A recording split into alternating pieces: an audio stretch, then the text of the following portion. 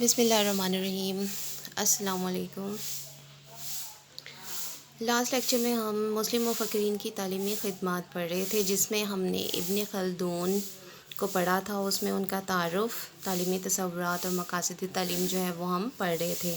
اس میں ہمارا last point ہے غور و فکر کی صلاحیت کی نشوونما۔ ابن خلدون بچوں میں غور و فکر کی صلاحیت پیدا کرنے کو بہت اہمیت دیتے ہیں۔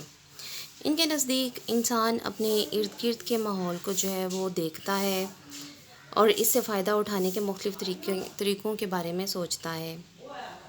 اس سے کیا ہوتا ہے، اس سے انسان میں قوت فکر پیدا ہوتی ہے اور یہی قوت فکر کو استعمال میں لا کر وہ اپنی زندگی کا آغاز کرتا ہے، اور یہی قوت فکر جو ہے وہ اسے جانوروں سے بلند رتبہ دلاتی ہے، اور اسی قوت کی بدولت ان کے نزدیک جو ہے وہ معاشرہ ترقی کرتا ہے۔ اب علم کا جو اصل مقصد ہے ابن خلدون کے نزدیک، وہ معرفت الہی ہے، اللہ تعالیٰ کی ذات ہے اور حقیقت کے علم کا حصول ہے، جو کہ اس قوت کے بغیر ممکن نہیں ہے۔ وہ ایمان کی پختگی کو بھی اس کے لیے لازم ٹھہراتے ہیں۔ ابن خلدون کے جو دوسرے مقاصد تعلیم ہو سکتے ہیں وہ یہ ہیں، ان میں نمبر 1 پہ ہے علمی ملکہ پیدا کرنا، یعنی کیا ہے کہ اپنے اندر مہارت پیدا کرنا، چاہے کوئی بھی فیلڈ ہو اس میں اپنے آپ کو منوانا ہے۔ انسان کوئی بھی کام کرے اس میں اپنے آپ کو جو ہے منوائے، اپنے اندر مہارت پیدا کرے اور اپنے اندر خوبیاں جو ہیں وہ پیدا کرے۔ پھر نمبر 2 پر آ جاتا ہے دنیا و آخرت میں کامیاب زندگی کے لائق بنانا۔ تعلیم ہی انسان کے اندر جو ہے وہ اچھائی اور برائی میں اس کو تمیز سکھاتی ہے، اور انسان کو کون سے کام کرنے چاہیے، کون سے نہیں کرنے چاہیے، کس کام کرنے پر اس کی زندگی جو ہے وہ سنورتی ہے اور اس کی آخرت جو ہے وہ کامیاب ہوتی ہے، وہ تعلیم ہی انسان کو بتاتی ہے اور اس کو اس زندگی کے قابل بناتی ہے۔ پھر نمبر 3 پر آ جاتا ہے عمرانی زندگی کے تقاضوں کا اہل بنانا۔ تعلیم جو ہے وہ انسان کو ایک مثالی زندگی گزارنے کے قابل بناتی ہے، زندگی کی تمام ضرورتوں کو پورا کرنے میں مددگار ہوتی ہے۔ اب دیکھتے ہیں ان کے نصاب تعلیم کے، ابن خلدون کے نزدیک نصاب تعلیم کس طرح کا ہونا چاہیے۔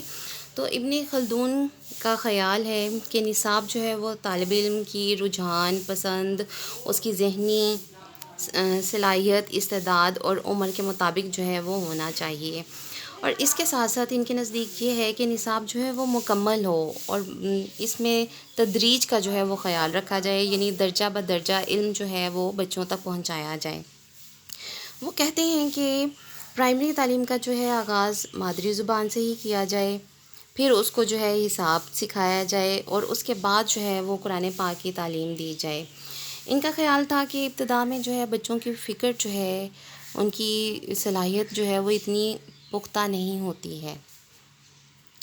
پھر جب حساب اور مادری زبان میں بچہ مہارت حاصل کرتا ہے تو اس سے کیا ہوتا ہے کہ طالب علم کی فہم و فراست اور عقل و شعور میں جو ہے وہ بہت زیادہ اضافہ ہو جاتا ہے، اور وہ دوسرے علوم کو بھی سمجھنے میں مدد ملتی ہے اس کو۔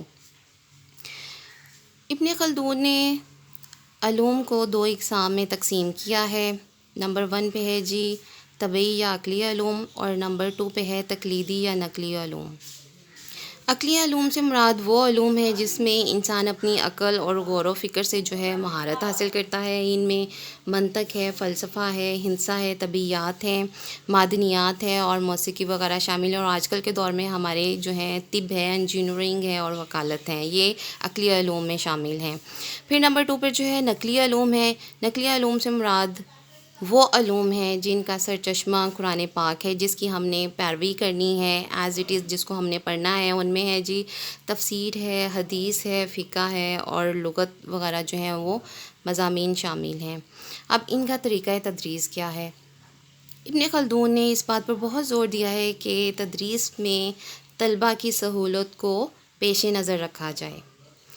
پہلے کیا ہے جی، پہلے یعنی اس کے اندر مشکل جو انداز ہے وہ اختیار نہ کیا جائے، اور طلبہ کو پہلے معلوم سے نامعلوم سکھایا جائے اور اس کے بعد آسان سے پھر مشکل کی طرف جو ہے وہ بڑھا جائے۔ اس طرح سے کیا ہے، طلبہ بات کو اچھی طرح سمجھ سکتے ہیں اور تدریس میں طریقے بہتری کے لیے انہوں نے کچھ طریقے بھی بتائے ہیں، جن میں نمبر 1 پر ہے تدریج کا اصول۔ امام غزالی کی طرح وہ بھی تدریج کے اصول کے قائل ہیں، اور تدریس کو بہتر کرنے کے لیے انہوں نے نصاب کو 3 ادوار میں تقسیم کیا ہے۔ ان کا خیال ہے کہ پہلے دور میں جو ہے وہ علم رفتہ رفتہ یعنی آہستہ آہستہ اور تھوڑا تھوڑا بچوں کو ذہن نشین کرایا جائے۔ ہر باب کے بنیادی اصول طلبہ کو ذہن نشین اسی دور میں کروائے جائیں۔ دوسرے دور میں پھر اس سے کچھ اونچی سطح کے مسائل جو ہیں وہ اس میں زیر بحث لائے جائیں۔ پھر تیسرے دور میں جو ہے علم اور فن کی تدریس کی ابتدا ہی کی جائے، مگر کیا ہے کہ اس دور میں کوئی بھی مسئلہ جو ہے وہ بغیر مکمل تشریح کے، بغیر وضاحت کے چھوڑا نہ جائے۔ اس دور میں طلبہ کو فن کی باریکیاں یعنی اس کا اتار چڑھاؤ مکمل طور پر ذہن نشین کرانی چاہیے، کیونکہ تیسرے دور میں ہی ان کے نزدیک فن کو سمجھنے کی خاصی صلاحیت پیدا ہو چکی ہوتی ہے۔ اب پھر نمبر 2 پر آ جاتا ہے بحث و مناظرے کا طریقہ۔ امام غزالی کی طرح علامہ بھی رٹا بازی کے سخت خلاف تھے، اور وہ چاہتے تھے کہ بچوں میں سوجھ بوجھ اور غور و فکر کی جو ہے وہ صلاحیت پیدا کی جائے، تاکہ اس طرح سے وہ اپنی آنے والی زندگی کے مسائل کو حل کرنے کے قابل ہو جائیں۔ تو اس کے لیے انہوں نے پھر کلاس میں بحث و مناظرے کا طریقہ اختیار کرنے کے لیے کہا ہے۔ اس سے کیا ہے، بچوں میں سوچنے سمجھنے کی صلاحیت پیدا ہوتی ہے۔ حصول علم کے لیے سفر کی اہمیت۔ اب ابن خلدون علم حاصل کرنے کے لیے سفر کو بہت اہمیت دیتے ہیں، کیونکہ ان کے زمانے میں جو اعلیٰ تعلیم کے ادارے تھے وہ بہت دور دور شہروں میں واقع تھے، جس کے لیے انہیں سفر کرنا ضروری تھا۔ تو اعلیٰ علوم کے حصول کے لیے سفر اختیار کرنا ان کے خیال میں بہت زیادہ ضروری ہے۔ پھر نمبر 1 پہ ہے جی، ایک وقت میں ان کے خیال میں بچوں کو ایک فن ہی پڑھایا اور سکھایا جائے، اس میں جب پختگی آ جاتی ہے تو اس کے بعد ہی دوسرا علم یا فن جو ہے وہ بچوں کو سکھانا شروع کرنا چاہیے۔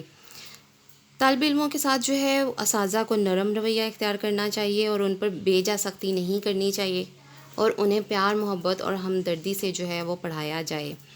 ابن خلدون جو ہیں وہ تعلیم کے لیے طلبہ کو سزا دینے کے خلاف ہیں۔ اس سے کیا ہے، ان کے نزدیک کہ طلبہ جو ہیں سزا دینے سے شرف انسانیت سے گر جاتے ہیں۔ علامہ ابن خلدون جو ہے وہ رٹے بازی کے خلاف تھے، اور وہ اسی بات پر زور دیتے ہیں کہ سبق طلبہ کے سامنے آسان زبان میں جو ہے وہ پیش کیا جائے۔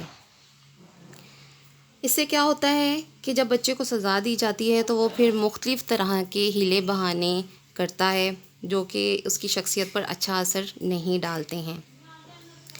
لاسٹ ٹاپک ہے ہمارا استاد شاگرد کے تعلقات۔ اب علامہ ابن خلدون نے اپنی تصنیف المقدمہ میں جو ہے شاگردوں پر سختی کرنا جو ہے وہ منع فرمایا ہے۔